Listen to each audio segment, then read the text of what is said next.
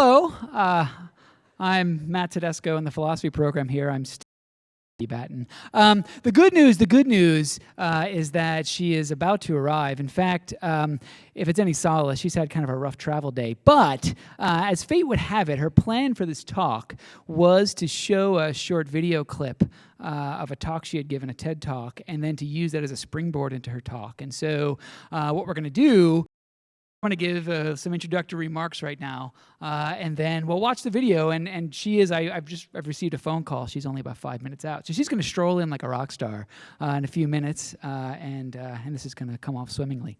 And I want to say a few words about Professor Peggy Battin, but I want to start by saying a few words about Scott Crom.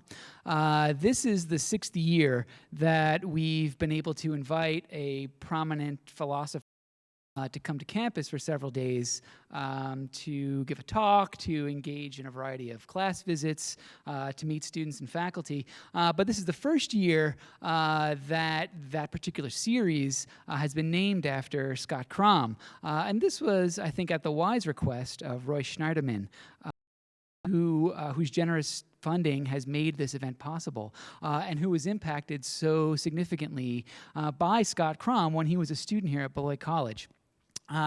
Scott Crom was a professor here for 40 years at Beloit College, beginning in 1954. A little bit about his time here. So Scott 3 times won the college's Teacher of the Year award. You may know his name if you've walked around campus recently, because the Peace Garden out in front of the World Affairs Center bears the name of Scott and his wife, Nancy, who worked in the registrar's office for many years here at Beloit College as well. I found an interview that Scott gave to the Beloit College Alumni Magazine in the late 70s, and I wanted to just share a brief quote he offered there. So this was, I couldn't get the exact 78 or 79. So this is what Scott says in the interview. Everything reminds some people of sex. Today, everything reminds me of Plato. Plato calls the philosopher spectator of all existence. But Plato believed in being involved in the world too. I try to live by that flavor of bringing philosophy and practice together rather than living by a specific doctrine. Bringing philosophy and practice together. I think those are good words to live by for a philosopher. I think in the spirit of Scott Crom's comment, I think that those words characterize how we view ourselves as a philosophy program here at Beloit College. I think it's fair to say that in the broader national conversation, that's a fair warning. I think some have been critical of some philosophers as engaging in conversations that are too insular.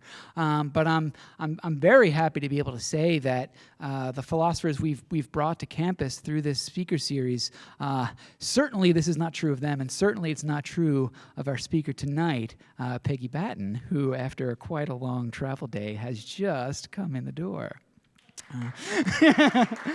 So let me say a little bit about her as for a proper introduction. Professor Battin, sometimes called one of the mothers of bioethics, is Distinguished Professor of Philosophy and Adjunct Professor of Internal Medicine in the Division of Medical Ethics at the University of Utah. She holds a PhD in philosophy from the University of California, Irvine, and oh, by the way, an MFA in fiction writing that she picked up along the way to the PhD. She has authored, co-authored, edited, or co-edited some 20 books, as well as dozens of papers.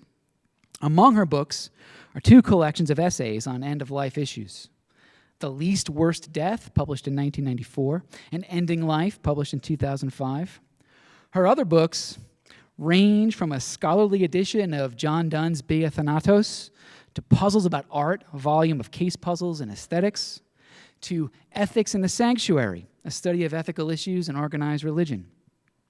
Most recently, she's the lead author on 2 multi-authored projects. One, Drugs and Justice, Seeking a Consistent, Coherent, Comprehensive View, which was published in 2008. and The Patient as Victim and Vector, Ethics and Infectious Disease, published in 2009. And Professor Battin has engaged in important empirical research in the Netherlands, centered around active euthanasia and assisted suicide practices. Tonight, Professor Battin's talk bears the same title as one of her books, The Least Worst Death. I'll sort of share with you, a couple of weeks ago, I saw an obituary online, and the obituary listed the cause of death as uppercut by Batman. And at the time, I guess that wouldn't be such a bad way to go. but whether or not it's the least worst death, I'm not quite sure. So I'm hoping to learn something about that today along with the rest of you. You've already given her a nice hand, but for the travel day, she deserves at least one more. Please welcome Professor Peggy Battin to the stage at Beloit College.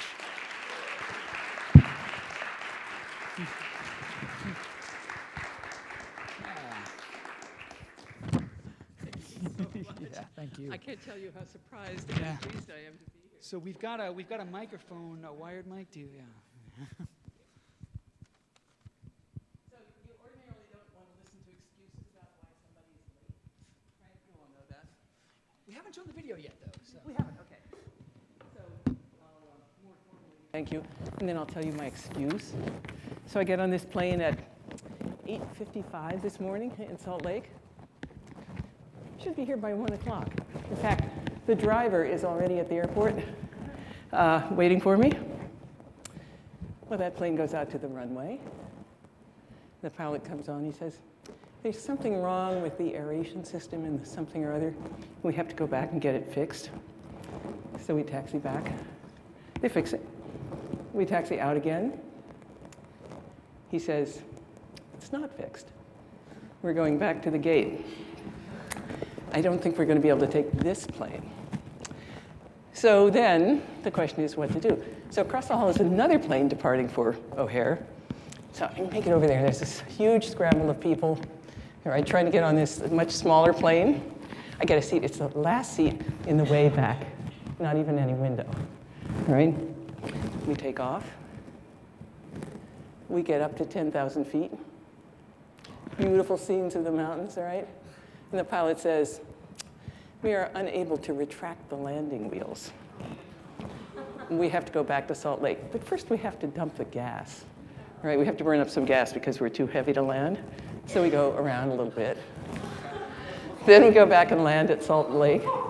Fortunately, the landing wheels are locked in place, so that's not a problem. And then finally, they produce yet another plane. And this plane actually got here. So that's, if you like lengthy excuses, that's how it's worked. But more formally, let me tell you, I'm really happy to be here. I'm sorry to have missed meeting all the people I would have met at dinner, right? And the president, I think, is here. And the provost, whom I haven't met yet. The provost is here. The provost is here. Nice to meet you. Nice to meet you. And nice to be here. And I don't know whether there are any Scott Crom family members here. This is the Scott Crom lecture. There aren't. A very interesting member of the philosophy department, I understand. But I'm here, so we'll proceed with the evening. So the name of this talk is The Least Worst Death. As you said, it was the title of the book and of a book. And you might wonder why one would use such peculiar grammar to talk about a serious subject, the least worst death.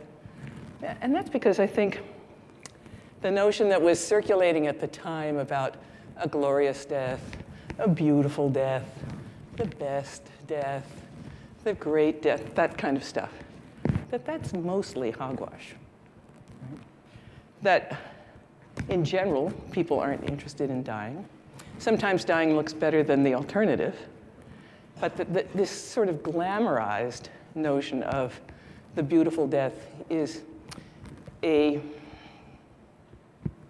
lofty ideal which is rarely realized. Let's put it that way. So I want to talk tonight about and show you something about death and dying. And to do that, I'd like to play a talk that I did for TED Med. TED Med is part of TED, and some of you will know about TED Talks. TED Talks are highly highly condensed little sort of micro talks that start with a big, long thing, and they are squished down into the tightest possible form. The one we're going to see was done this past fall, and it's 20 minutes and 22 seconds long, and it's about my closest experience with death. Okay, so should we have it? Then I thought, just while you're setting it up, then I thought what we do after that is, instead of giving a formal lecture, this is the lecture part, condensed, distilled, the quintessence of the issue, I think, that as a group we should work together to try to derive from it some of the assumptions that are being made, both in this particular situation and in talk about death and dying in general.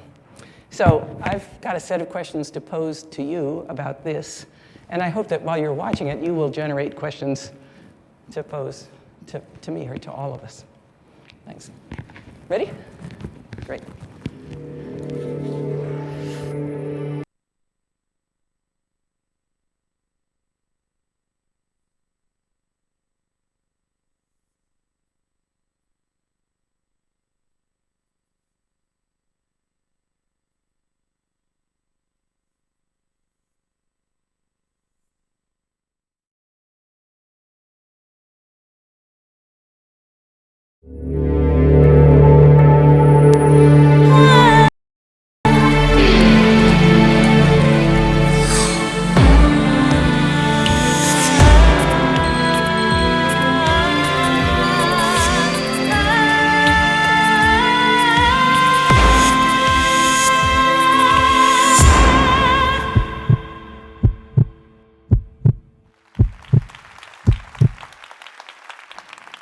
I'm going to tell you a story about a little boy named Brooke Hopkins,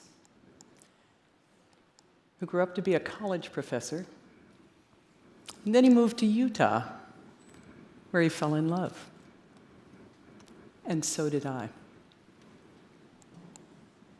His field was English literature, especially the Romantic poets, Wordsworth, Coleridge, Keats, Shelley. And my field was bioethics, the study of philosophy and issues about end of life in particular. So pulling the plug, euthanasia, suicide, physician-assisted dying, choices about dying. We talked about these things a lot as we traveled. We had a nice life together. We trekked.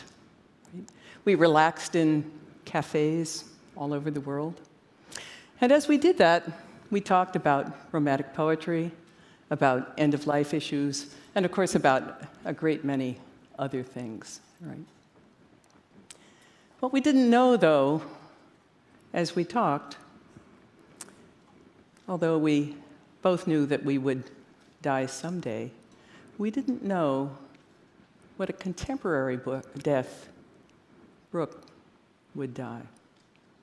It wasn't going to be one of those old-fashioned deaths, the kind in which death courts you, follows you at every moment, when deaths are primarily deaths of infectious and parasitic diseases, deaths at any moment in the lifespan, deaths that are unpredictable in their general outlines, and when they occur, and deaths in which the physician can't do very much at all to stave them off except to comfort. Deaths of plague, deaths of infection. This is George Washington, who in December of 1799 went out inspecting his properties on horseback, caught a cold, it was rainy, cold December, and was dead in 2 days of infection. In the contemporary world we live in the developed world, deaths like this almost never happen where there's access to adequate medical care. In just a little over a century, we have moved, since about the 1850s, from deaths that were primarily deaths from infectious and parasitic diseases, which were, most of them, comparatively rapid, unpredictable, and could occur at any time in the lifespan, to deaths which are predictable, more or less, long, sustained, right? And which the doctor can do a great deal to shape and postpone. Deaths in what epidemiologists call the age of delayed degenerative diseases. They occur late in life and have shapes like this. The top one is cancer. Not all cancer deaths look quite like this, but this is the general pattern of deaths which are typically diagnosed months, even years in advance, and in which there is a relatively good quality of life until a comparatively steep tail off. Or deaths from organ, heart, and other organ failure, in which there's a pattern of exacerbation and remission trending downwards that ends in death, also typically over an extended period of time. Or deaths from the various dementias, including Alzheimer's, in which there is typically a much lower level of function, but that extends over a period of time, sometimes as long as a decade. These are the deaths that we die now. They are slow deaths, right? Acute deaths from unexpected causes are a minority of deaths in our developed world. And while there's a little uptick in infectious disease, that's modest compared to the frequency of deaths like this. This is what awaits us. Now, there are a lot of ways we can try to understand this, but one thing that Brooke and I, as we talked about it so often, recognized was that this new pattern of dying didn't mesh very well with the religious, cultural, and political assumptions that came from a much earlier period. Claims like dying is in God's hands, or it's your time, or que sera, sera, or death should be natural. We shouldn't do anything to interfere with natural dying. Or you'll know when your time is up, right? Those phrases don't mesh with the way we actually respond to these new, slower deaths. What do? Well, we issue DNR orders, do not resuscitate orders. We withhold or withdraw treatment. We use heavy doses of opioids and other kinds of pain medication, understanding, though not intending, that this may hasten death. This is legally recognized in this country. We withhold artificial nutrition and hydration, right, when it seems that death is imminent. Right? More recently, there's some, I think you might call it vogue for stopping eating and drinking on the part of the patient. Right? We sometimes resort to terminal sedation. This goes by a number of names: extended palliative sedation, and many other euphemisms, but they all describe a practice of sedating into unconsciousness or close to it, or even into comparative coma, a patient whose symptoms are otherwise intractable and who is nearing death. These are the ways that we now deal with the extended deaths that we die. And in some places in the world, it is even now legally permitted for physicians to aid dying patients in dying. Right? In this country, physician-aided dying, called physician-assisted suicide by its detractors, and physician-aided dying by its proponents, right, is legally possible now in 4 states in this country: Oregon, Washington, Vermont, and Montana, and in a number of European countries as well: the Netherlands, Belgium, Luxembourg, Switzerland, and there's a controversial picture in Germany. You'll see on the right-hand slide that that depicts the spread of right-to-die societies around the world. And one thing you notice is that these are primarily in the developed countries, right? This is a problem of our luxurious healthcare and general economic situation. This is the way we in the privileged parts of the world die. Then something happened.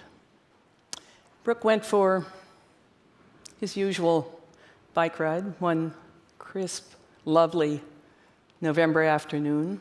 I often went with him, but this day he went by himself. And as he was coming downhill on his bicycle, uphill was coming a bike racer doing sprints, and they collided around a blind curve. The other guy wasn't hurt, he was just tossed off his bike, but Brooke broke his neck.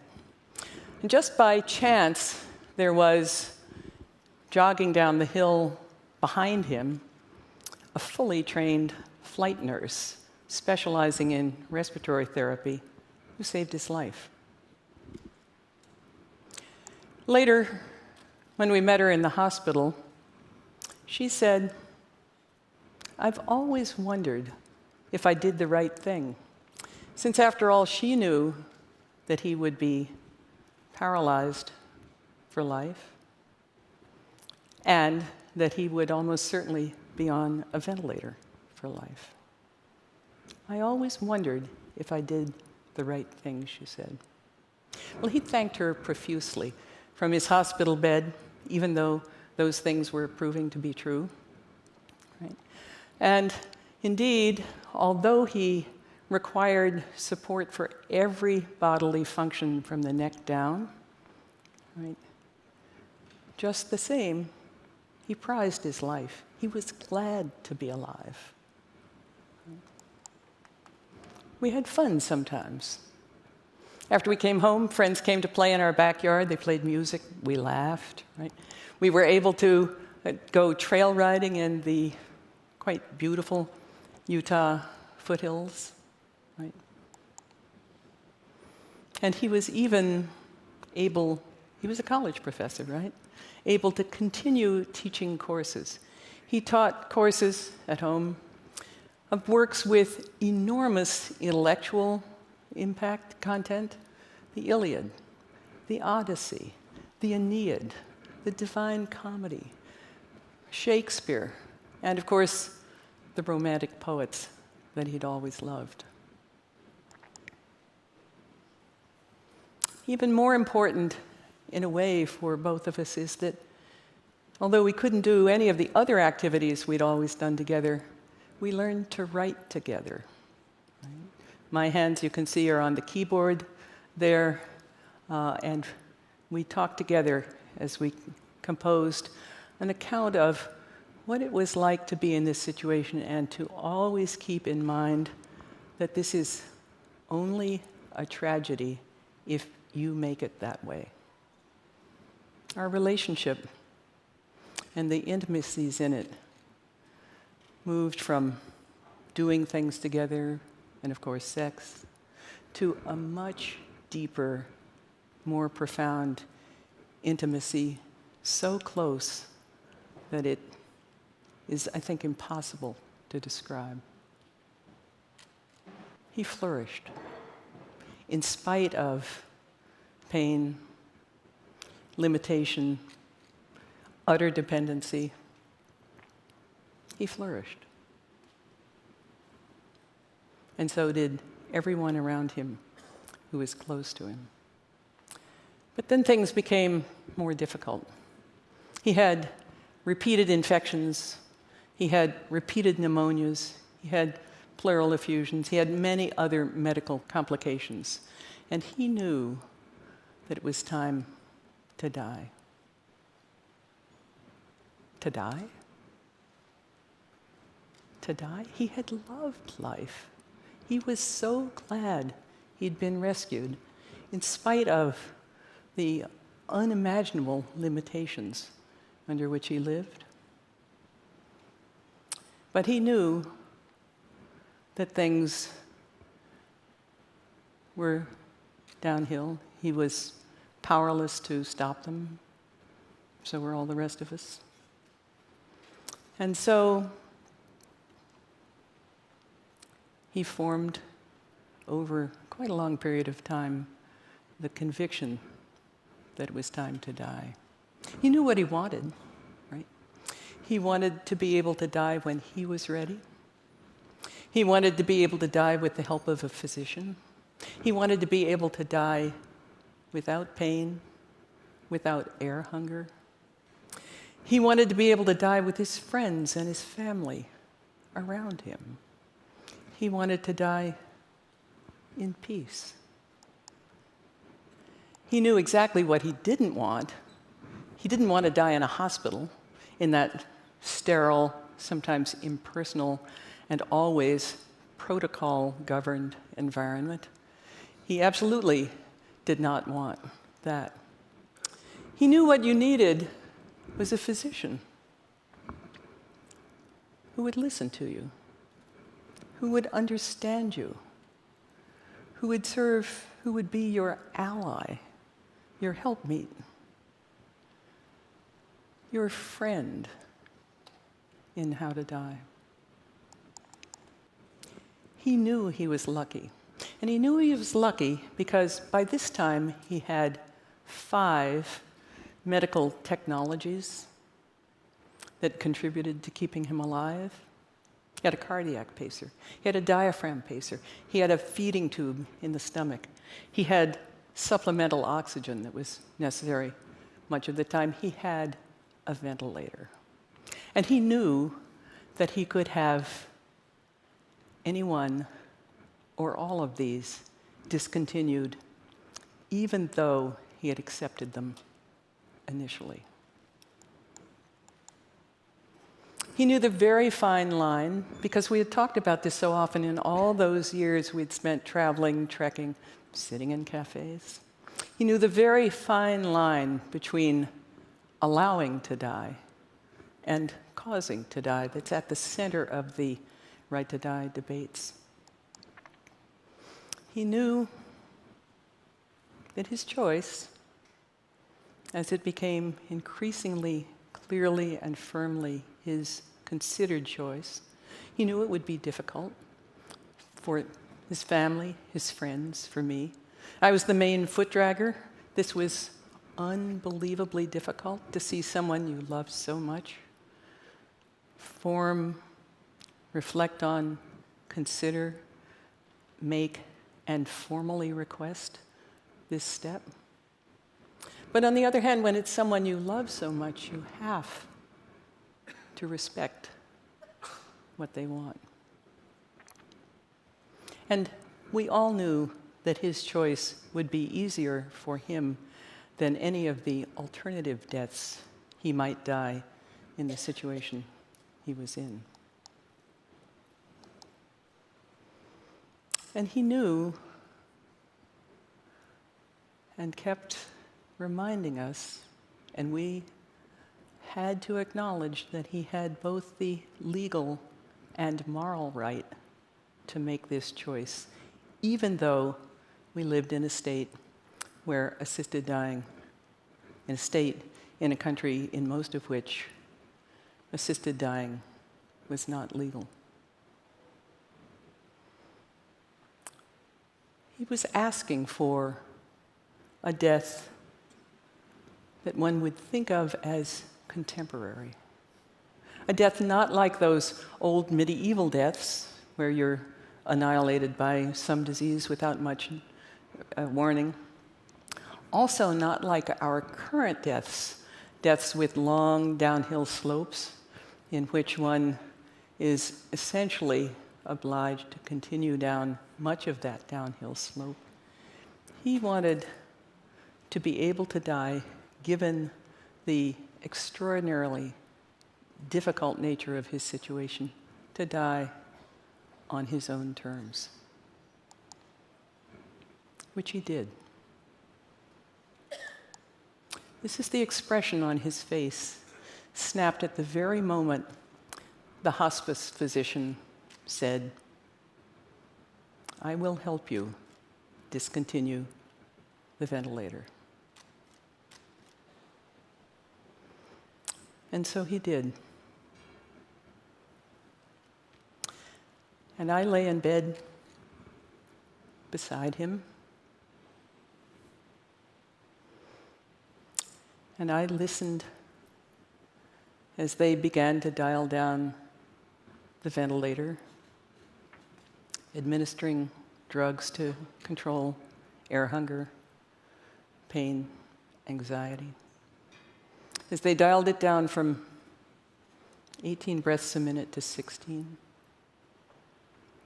and then 16 breaths a minute to 14, and then 14 breaths a minute to 12, and then to 10. And I could hear the heart become irregular or slower. And I could hear the spacing between breaths slow and slow until there were long intervals in between. And I knew that one of them would be the last. And so ended a love affair that began almost 40 years ago. Thank you.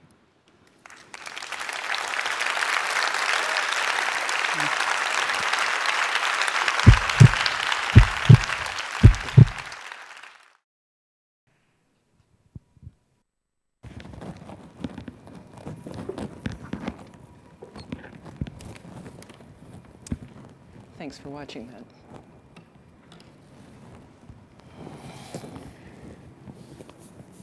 So I thought we might look, thanks again for watching that.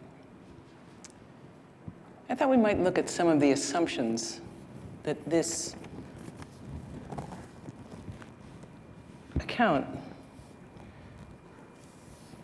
puts forward to us, or some of the assumptions that we find embedded in this account. And here, I mean, to have a conversation about it in the sense that since we're all in situations in which we face together, we'll all eventually die. Everyone we care about and love will die.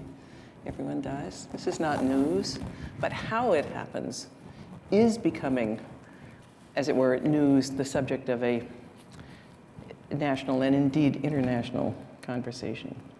So I thought we might pull out some assumptions from this account and see what we. So here's one. I've claimed here that one of our problems is a poor fit between our traditional assumptions about dying and actual contemporary conditions. So the picture that this account paints gives you a little historical picture of dying in the Middle Ages and medieval times, a period in which death, this lasts up through about the middle of the 18th century, 19th century, a picture in which most deaths are from parasitic or infectious diseases. The condition of them ebbs and flows with periods of crop flourishing, crop failures, and other things that pass through populations. But in these periods, deaths are generally unpredictable, generally comparatively rapid. Generally, the physician can't do very much at all to stave them off. This is all said here. And they happen at any time for reasons that you just cannot easily see coming. So way one thinks about dying and the kinds of cultural and religious traditions that develop when that's the picture of death seem, and here I'd really like to see whether you're hearing the same thing, they don't seem to fit with how we actually die now. You saw the slide with the trajectories. These are from Joanne Lynn, a well-known hospice physician, that predict 3 of the most frequent kinds of deaths that we in the developed world die. It's about 25% cancer. It's about, the same proportion, a little more of heart and circulatory and other kinds of organ failure diseases. The dementias play a large role. And those rapid, instantaneous deaths from trauma or other comparatively instantaneous causes, even including instantaneous heart attacks, are comparatively infrequent. Right? We die deaths with long downhill courses, whether it goes like that, or whether it goes like that, or whether it goes like that. Our dying is slow. But we have these cultural and religious institutions that seem better adapted to rapid, unexpected deaths. So I want to know whether your sense of our cultural and religious institutions matches that claim, whether you have a sense. Here's a thought about it. We think of suffering, or our traditions, and I think this is both a cultural and religious tradition in the West. We think of suffering as part of dying. In fact, some traditions, I am told, claim that suffering is an important part of dying, a part that one shouldn't try to avoid, that it's really crucial to that final act and transition into an afterlife. Suffering is redemptive. Suffering is a prerequisite for afterlife. Right? Suffering is part of what it is, and indeed, in some traditions, should be to die. Anybody ever hear anything like that? I see a little nod here. I see 2 nods. I see 3 nods. I see another nod. I'm looking around. So these are buried fairly deeply in our culture, but they emerge at times of stress. They often emerge in family situations. They emerge in interactions within religious traditions and cultural traditions. But when we look at what actually happens in our current lives, taking this example of the role of suffering, we see something different. We see protracted suffering. Right? Suffering that is in some conditions, there are many causes of death here. In some conditions, doesn't occur much at all. There are comparatively easy deaths. We see deaths in which suffering is increases as one goes down that downhill slope. We see deaths in which suffering can be severe or acute at the end of life, right? And yet we sometimes cling to the notion that suffering is somehow important in dying. It has this redemptive character. But the conditions of the suffering that we endure or may endure are different in many ways from those that people in, say, medieval times would have endured, because those deaths were more acute, less sustained, wouldn't last months and months, but would be comparatively rapid. Now, the distinction is sometimes made between reflective and accepted death. So the notion there was that suffering was important because it allowed you to make peace with God and prepare yourself for the afterlife, to be absolved of your sins, to make farewell wishes, to give your wisdom and and bequeath your property and so on to your heirs. And that's not just medieval, that's much earlier. You see it in ancient Hebrew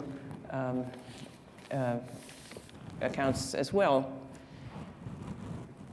But we do two things that seem incompatible. We both allow this sustained suffering, and we also, at the same time, try to quell it.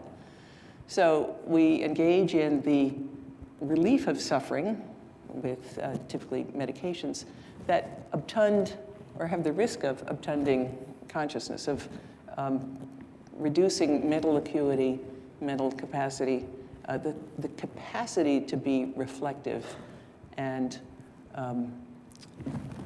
presumably to have the kind of full spiritual experience that these earlier accounts envision. So we both die deaths that invite longer periods of suffering. Some studies have shown, this is, for instance, the famous support study of, I think, 1995, is that right? I don't remember exactly what year. Found that in tertiary care hospitals, these are the big fancy ones with high-tech stuff, it was reported of patients who were conscious and alert that of them, reported by family members, that 50% of them experienced moderate to severe suffering 50% of the time in their last 3 days of life. That's the picture that was revealed, and to some degree is still the case, although there's some change, of our end-of-life picture. We don't respond very well to suffering, and yet we also often overtreat it, and we are confused about, I think, the role of it. Well, that's one kind of assumption. You see that in this picture, and you see somebody who, of course, because of the injury and the total paralysis and all the stuff that went with it, who elects not to endure further suffering.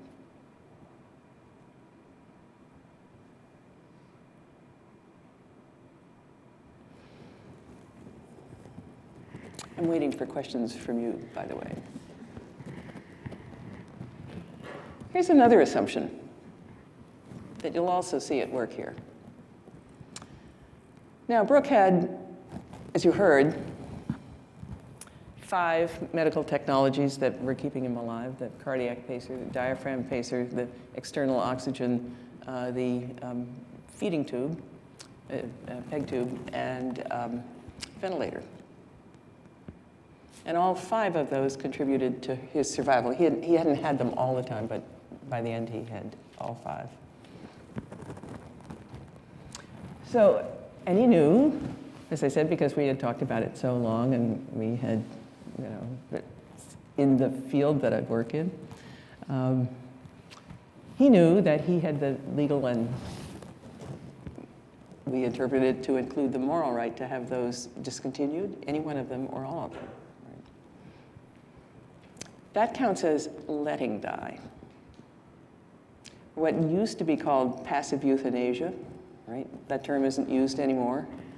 But it is doing something, and the phrases we use are things like withdrawing unwanted treatment or no longer wanted treatment and letting nature take its course. So the idea is that you withdraw the treatment that is keeping someone alive, and that allows them to die a, quote, natural death of the underlying condition. And that's different, it's assumed, than causing to die. Causing to die is when the physician injects a euthanaticum or gives someone a lethal medication, administers that, or there are, of course, many other ways of causing someone to die, all the usual gunshot and all that stuff. Methods not used by physicians, but those other two can be. So here's the assumption that we need to think about. And we need to think about it because much of our legal structure takes this as central.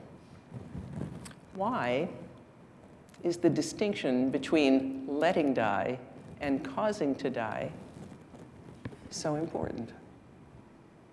What's the importance of that line? It appears to be basic in our legal system. You can let someone die. You can withdraw treatment and let them die. But you can't cause them to die. And yet, we breach it all the time.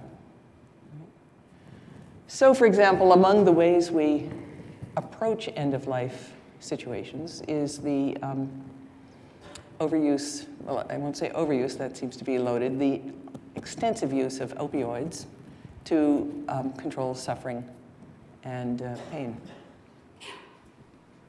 Now, even our Supreme Court has recognized that the use of opioids or pain management techniques of this sort, and although they don't use this particular language, the content is the same, foreseeing but not intending that death will result. So if you use heavy doses of opioids, and there's some dispute about whether it diminishes breathing or improves breathing, and depending on the conditions, both of those could be true. But it, of course, can and is often used in a way in which it slows a breathing to the point where life is no longer supported. The claim, though, is death is not intended. This is merely to control suffering. Smell anything a little fishy there? A little something, right? So the physician doesn't intend that you will die, right? Even though a dose of opioids that's enough to depress respiration, and if respiration ceases, indeed, you die, is used. Is that keeping that line sharp, or is there some kind of weaseling going on here? Yeah. Well, I see it as physicians are supposed to keep you alive. Yes. They fail if they don't keep you alive. And they're also supposed to do no harm. But at a certain point, it would be better for them to make a decision to say, okay, you're suffering, you're dying, just go. But they can't. And I'm an anthropologist. I've had my students read. I do medical anthropology, and I teach about dying in American hospitals. Oh, good. So you can tell us a lot, right? They just can't say to families or whatever, your family member is dying. And nothing's going to happen. And, you know, I think it's the whole culture of medicine, along with our own culture about not wanting to deal with death. So you make a really great point that it's difficult for us to actually be forthright about these things, right? And there's some reasons for it.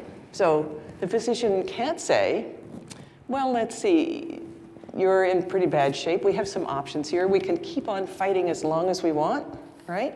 We could just give it the old college try.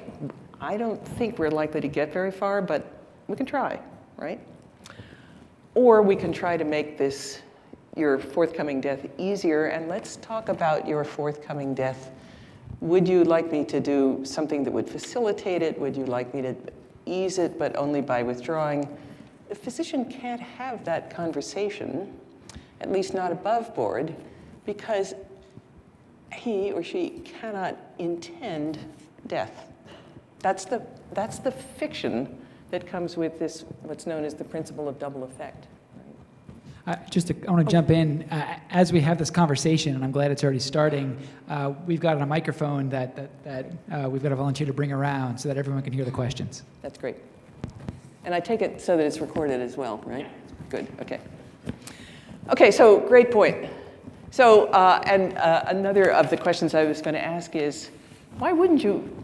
This man says that he doesn't want to die in a hospital. Now, you were shown a completely artificial picture of a hospital, right? It's all sort of glassy, and if you look at that photograph carefully, you can see that the nurse's uniform is starched and has creases in it. You can see the light coming directly down from the top. It's this unwelcoming a picture of a hospital. It just looks completely sterile and unpleasant.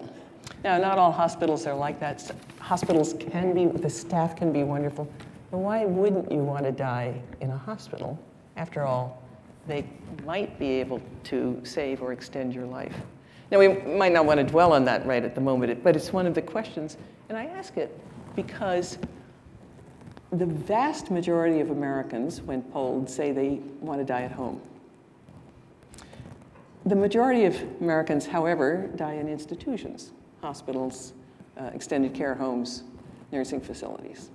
Why the mismatch? Why, if we say we want to die at home, do we end up dying in institutions? Question? Yeah, so in your work, I imagine you've had a lot of experience with physicians. And what other questions? Yes. And the question I have is there a general trend among the perspectives or opinions of physicians, like that they are in favor of physician-assisted suicide or against it? Or does this vary with maybe specialties within medicine or even geographically based on the states that legalize these kind of things? Yeah. There's plenty of data about it, and maybe somebody else knows the data. Do you know you were?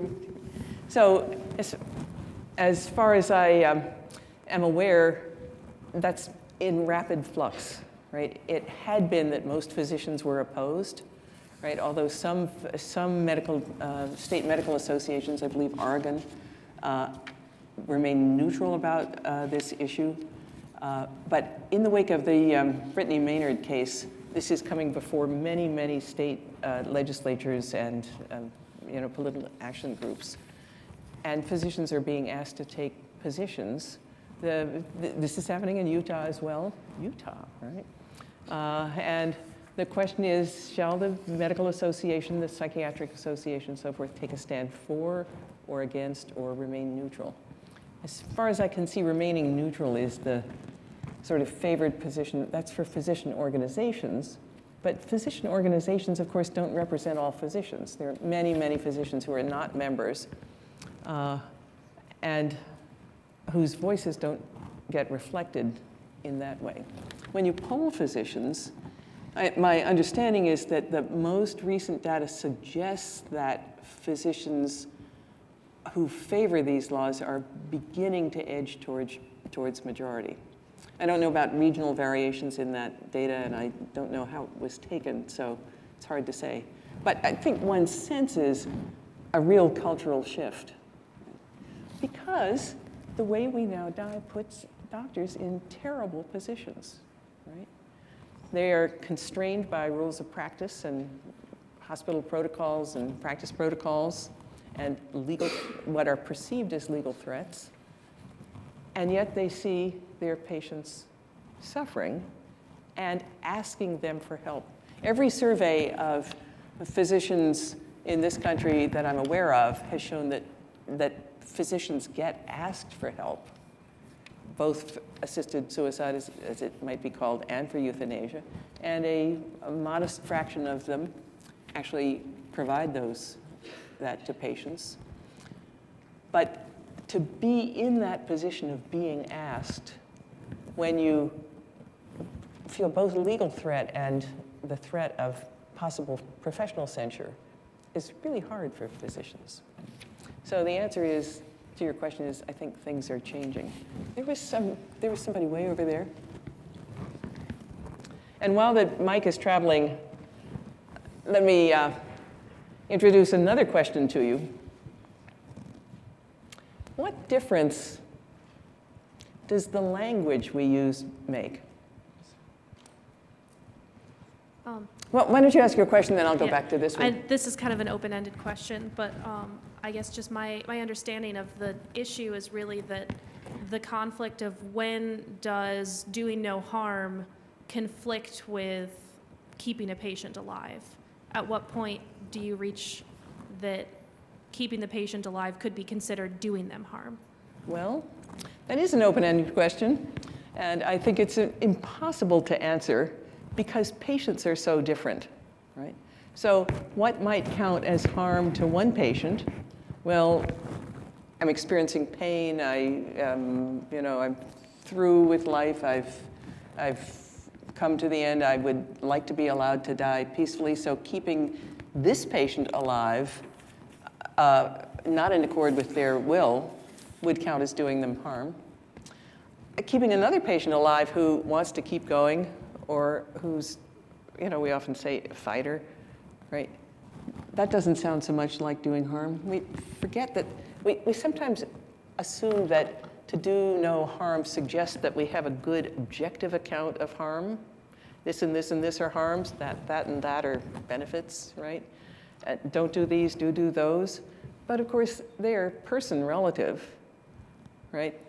What's a harm for this person might actually count as a benefit. And that includes, by the way, some kinds of suffering are counted by some patients, often for religious reasons, right, as benefits. But I think what's hard to do is to try to establish a catalog, a sort of checklist of harms, and then assume that we shouldn't do these things. Now, made some reference here to protocol-driven policies. And there I see actually a risk that certain things get identified as harms in some objective sense, put on the list of things that doctors shouldn't do, right? Or hospital policies shouldn't encourage, insurance companies shouldn't let happen, and so on. Forgetting that different people are really different, and their choices about how their dying should go may be way more different than we can imagine, right? We imagine what I think imagine what we sort of secretly would like our own deaths to be like. How many people can do this? There's one. No, it's here. 1, 2, 3. Can you imagine what you'd like your own death to be like? Well, you can sure imagine what you'd like it to not be like, right? Right, and that's the catalog of horrors that are associated with, that stereotype now as hospitals, right, and bad deaths. But can you imagine what you it's going to happen one way or another, right? So if you think about what you, not anybody else, just you would like it to be like, can you do that? Can you think what it is likely to be caused by? Well, that's an easier question in a way, because we assume, although there may not be adequate justification for this, that you're more likely to die of things that your ancestors, your parents, grandparents, and so on, your first-degree relatives have died of,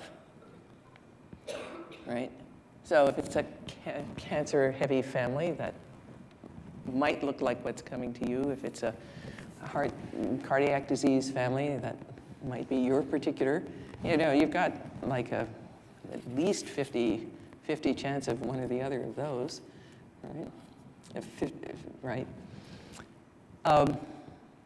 So it's easier to imagine, although we don't like to think about it. Well, this is probably, it's not for a long time yet, but it's probably what's coming to me.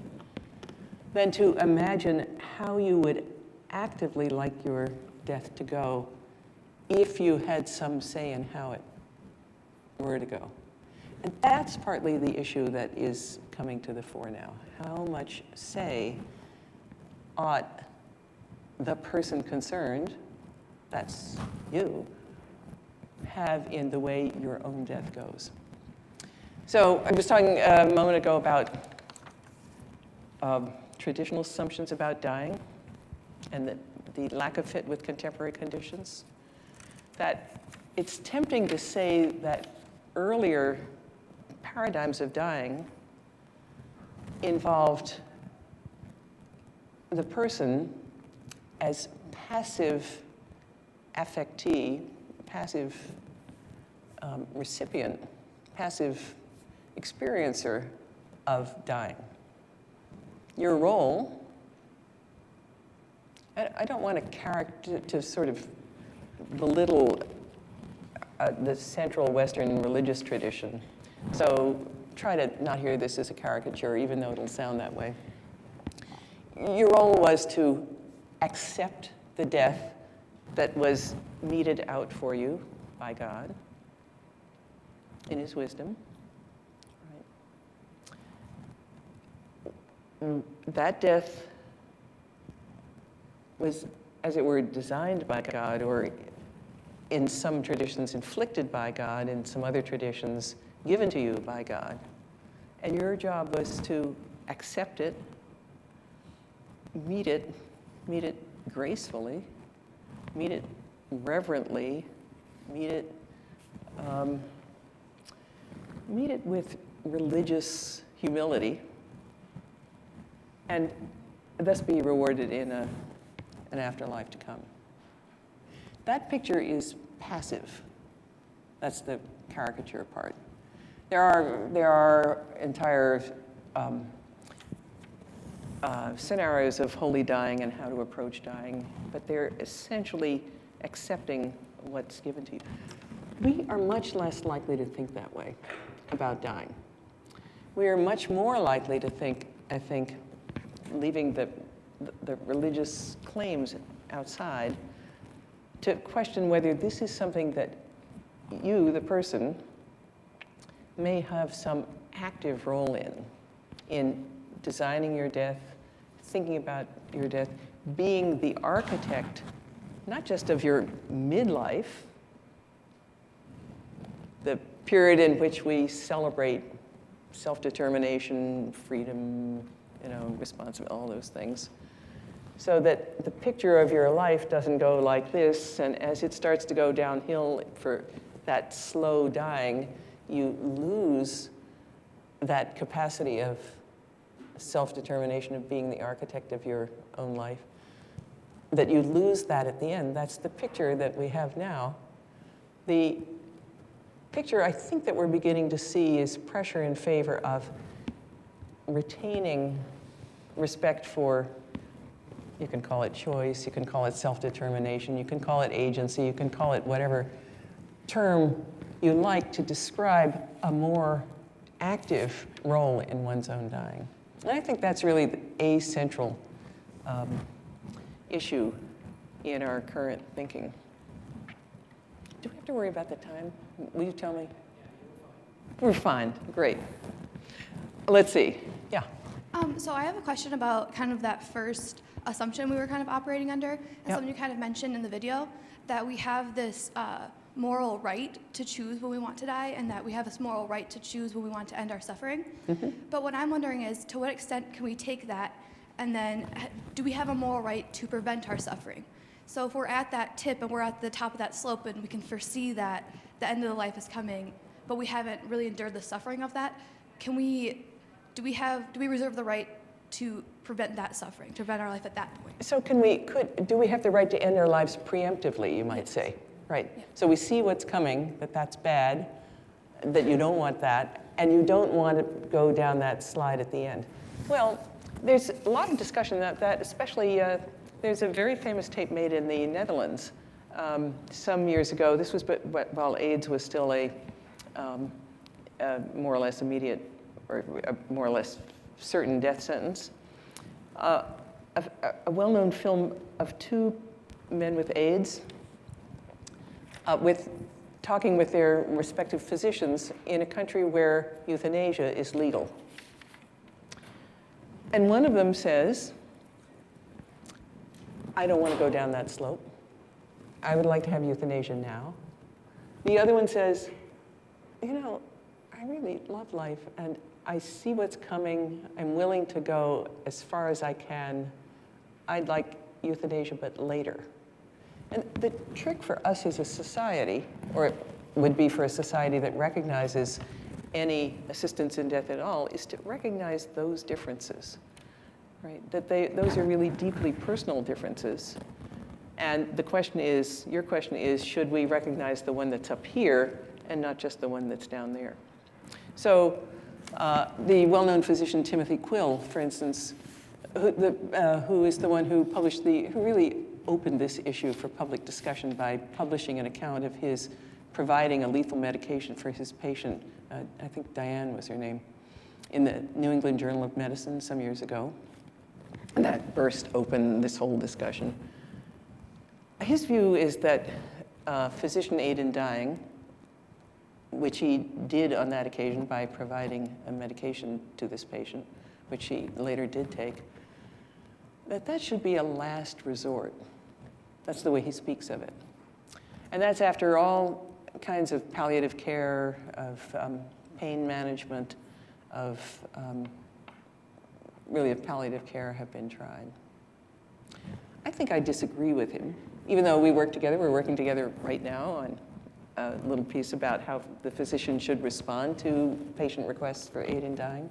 It seems to me that you want to respect a wider range of choices, that you don't want to oblige someone to go through that downhill slope if it's their thoughtful, reasoned choice not to do so that's in keeping with their own basic values and that's not pressured and so on. I don't think we're very well prepared to see people make choices like that. I think that's part of what makes this current social issue so interesting, that the varieties of ways this issue can come to the fore include questions like this. So that's to anticipate someone who is still comparatively healthy, even with a terminal diagnosis, choosing death before it becomes acute. Now, there's an interesting policy difference or legal difference here between the states in this country where assisted dying is legal. Oregon, Washington, Vermont are all legal by statute. They're called death with dignity laws. Montana is by Supreme Court decision, which basically says this isn't illegal. That's all. That's pretty much all it says. And there's one county in New Mexico where the situation isn't clear, and Hawaii has some kind of thing about this is in keeping with the standard of practice in medicine, although that's not, of course, a legal point. But anyway, just take Washington, Oregon, Washington, and Vermont. In these states, the law allows a physician to write a prescription, a lethal prescription for a patient who is terminally ill, also a resident of the state and adult and competent and some other things. And terminally ill is defined as expected to die within 6 months without without treatment. Now in the Netherlands, also Luxembourg, Belgium, their law is different. They both permit assisted, they call it suicide and euthanasia, but they don't mention terminal illness and don't require terminal illness. What they require is the presence or imminence of intolerable suffering. These both function as safeguards, right? So that in neither place can the sort of lovesick teenager show up and say, hey doc, you know, this really hurts, give me something, right? That's not part of this picture, and nobody wants that to be part of this picture. But the safeguard in this country is terminal illness. The safeguard in those European countries is intolerable suffering. So that does include people with long-term chronic illnesses, with severe disabilities, like the one you've seen here in Brooke, so quadriplegia. And a question for us is one of those policies better than the other if we're designing how we might want our legal things to change? Canada's Supreme Court just ruled, just quite recently, that it must develop policies, but its ruling used the essentially European criteria, right? It's not a reference to terminal illness. It does include chronic illness and also disability. And the state is now enjoined to make an actual positive policy. So how we think about these things is different in different jurisdictions. Is there one right way? I don't think so. Right.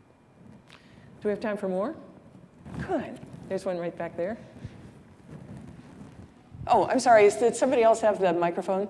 Great. Whoever had it, it's finders, holders, right, and then you can be next, right? Okay, so what I wanted to ask you about is, what in my view is one of the most complex situations, right, where a family member, for instance, is asked to make a decision about someone who is no longer able to communicate his or her own wish at that moment in time, right, and where then right, family members have to think about what the patient wanted, right, and where the patient has not made a clear statement before getting into a state where he can no longer communicate, right? Or a situation where actually the patient has made contradictory statements during his or her life, right? So in some ways, the notion of the patient's will in itself, it seems to me in a way simplifies human identity to some extent, right? Because we all change our minds, we all develop. So do you then, assume that the most important statement is the one that was made at the end? The last statement, is it maybe the statement that was made most frequently throughout that patient's life? So we get into all these complex questions. And so I was just wondering what you think about this situation. They are complex questions, and they're heavily debated by philosophers and people in medical fields. Just to take the third example, we talked about cancer and organ failure, the dementias at the bottom. So one of the ways that discussion goes is take a patient who, while intact cognitively, makes a living will that says, if I develop Alzheimer's disease, I want euthanasia. Now that's legal in the Netherlands. Right? It's not legal in this country, although we can imagine variants of it. In the Netherlands, although I've forgotten the exact number, there are thousands and thousands of patients who have executed living wills that say just that. If I develop Alzheimer's, I want euthanasia, which is accepted and legal in that country. And whose doctors know about it. Right? They are aware of this document and often participated in the drafting of it, or in the, being present at the signing of it. They don't do it. The frequency of doctors performing euthanasia on people with advanced Alzheimer's is extremely low. Now, how do we understand that? So it raises the question that you ask. I mean, it's partly a part of the question that you ask. So here, if you think about the person's life here's the person in midlife, functional and all that, and then Alzheimer's or some dementia sets in. Do the wishes of the patient earlier govern what should be done with the person here? Or is this in fact the same person, or now a different person with quite different capacities, whose current preferences should be honored? And they may be very simple preferences for some holding and attention, or for peanut butter and jelly sandwiches is one of the classic examples. You may have seen the film Still Alice, where this is part of the issue, where pleasures are simple but can be real. And yet this person back here said, I don't ever want to be in that condition. Please make sure I don't.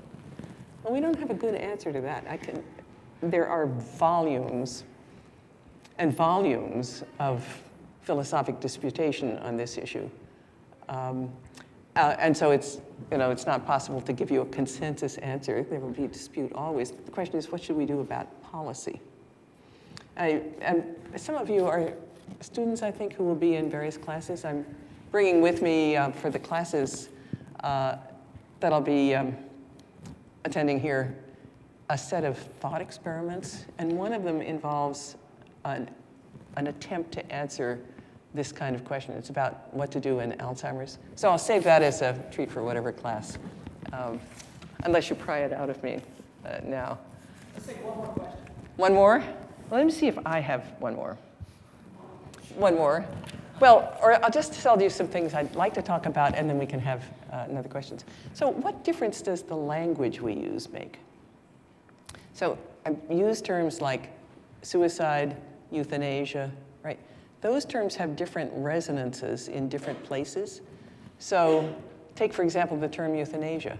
In the Netherlands, it's understood in the sense of EU, meaning good in Greek, and thanatos, meaning death, right? And it means good death, right? That's what the term euthanasia means, right? In Germany, just across the border, the term euthanasia is associated with post-Nazi killing,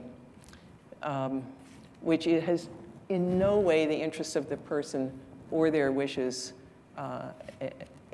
taken into account, right? It's just political killing. So when we have these discussions about whether euthanasia should be legal or what should we do, may the doctor do such things, what about active, direct administration of euthanaticum? We say, oh no, that's euthanasia, we say. Right? We're trading on the connotations of that term and not just on its actual denotation, philosophers want to say, of what it actually points to in the world. So we get confused in our discussions by using terms which have very different meanings. Suicide has a whole variety of terms. Now, the person who is here, I think just a minute ago, yes, you asked a question. So do I detect that you might be a native speaker of German? Are there any other native speakers of German here? Well, let's just take a little test. I bet you're going to pass this, although I've tried it in many audiences. In English, we have one term for suicide. It's suicide, right? And we use that in all contexts. We can say self-drowning, self-hanging, some descriptive things, but basically we have one term. German has four. They are Selbstmord, Selbstmord, Selbsttötung, Suizid. So Selbstmord is used commonly. It literally means self-murder. Selbsttötung means self-killing. It's used often in bureaucratic contexts. Correct me if I'm wrong. Suicid is the Latinate form. It's used actually in medical contexts a lot, psychiatric contexts. And then there's one more in German. Now, I believe our person here is going to know what it is, but often when you talk to an audience with native speaker Germans, they look blankly. One more. I mean, there is the word Freitod. There it is, right? Freitod, it means free death, and it has positive or comparatively positive connotations. So when people talk about things like death with dignity, in German, they would use the term Freitod, which doesn't have any of those connotations of self-murder, right? So the bottom line here is people who speak German can speak in a larger way about this issue than we English speakers can, because we have just one term that is saddled with connotations. And the political fight involves whether you get to use the term with the negative connotations. The opponents of these laws call it physician-assisted suicide, and the proponents try to avoid that term. And what's really at issue is the baggage that our language carries with it. So if we'd all start speaking German when we talk about these things, we'd be much better off. Great. So do we have to quit? There was somebody else who got promised a, yeah. I've got the mic, and I had the I wanted to go back to your question about why we have the dichotomy between many people's expressed desire to die at home and what ends up happening. Mm-hmm. And I think part of it is legal, and part of it is medical, and part of it is societal. And the big societal thing is we don't want to talk about death.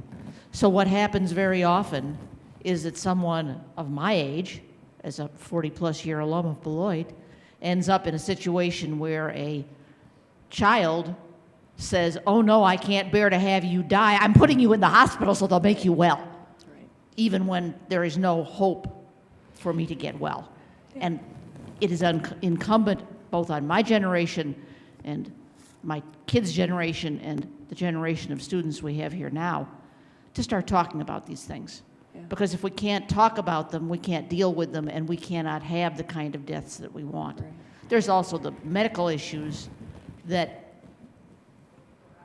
as Nancy said earlier, doctors are only now beginning to be trained to accept the idea that death is not failure, that death is inevitable.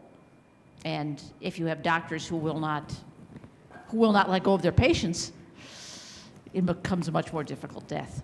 So this is a great way to close because it in a way exhibits the dilemmas for us as a society. So it's true that we, or at least it appears to be true, that a part of our culture, our medical culture, has been keep going at all costs, right? But as we've developed more sophisticated ways of prolonging things, that sometimes becomes counterproductive and ends up in more harms than, right? On the other hand, we want to continue to have faith in lots of what medicine can do. Medicine can do some amazing things. Hospitals are not all bad. They are sources of sometimes seemingly, I hate to use this term, but miraculous cures, simple things that one doesn't recognize at home or doesn't understand can be reversed. So if we had a firm way of knowing when the end is really coming, no matter what you do, we'd be much better off.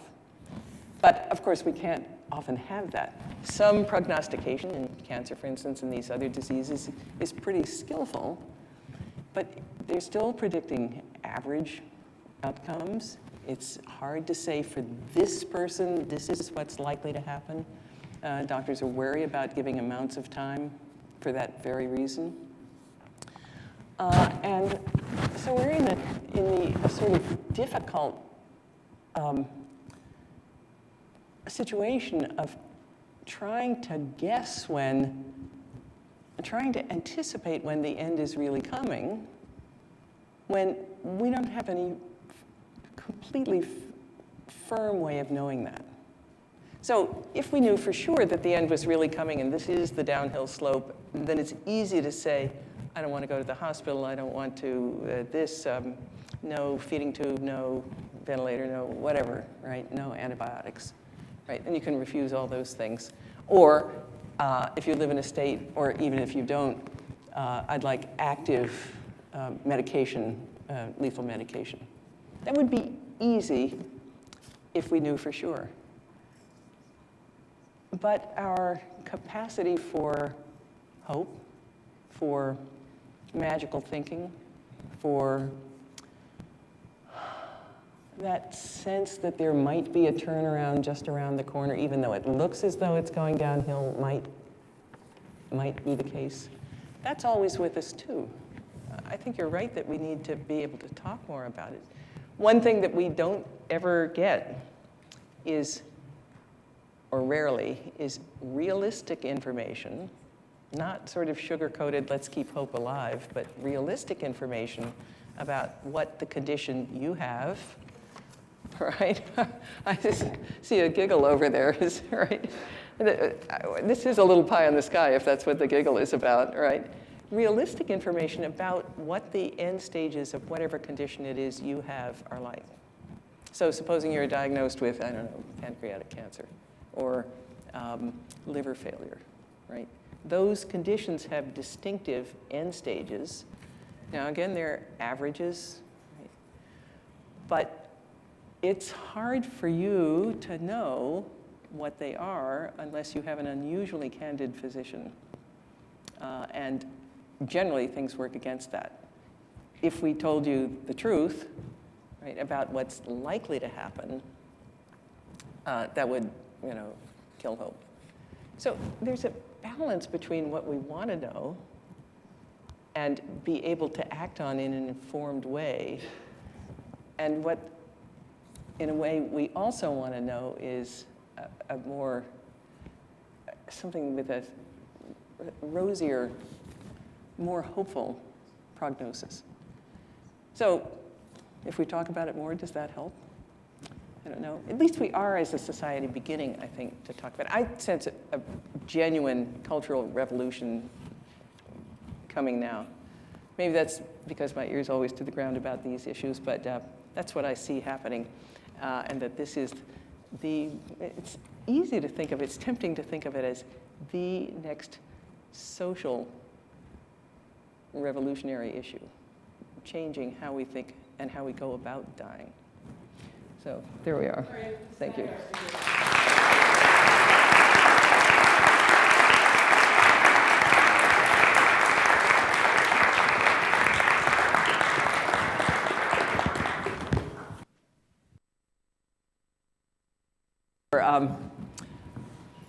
Putting up with my tardy arrival.